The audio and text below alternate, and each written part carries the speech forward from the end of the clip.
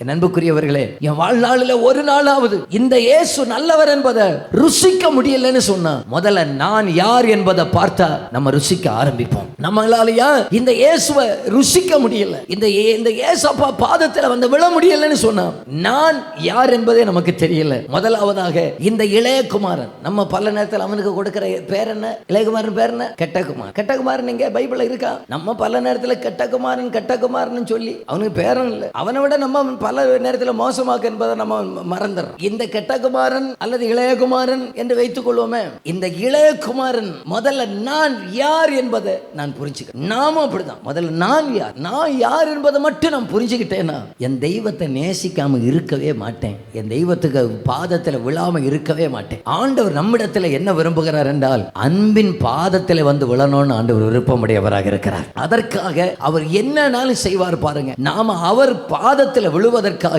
அவர் எதையும் செய்வதற்கு அவர் ஆயத்தமுடையவராக இருக்கிறார். அந்த அன்பினால நமக்கு வெளிப்படுகிற ஆராதனை இந்த கடைசி நாட்களில் வெளிப்படட்டும். அந்த அன்பினால அவர் நம்மை பலப்படுத்துவாராக.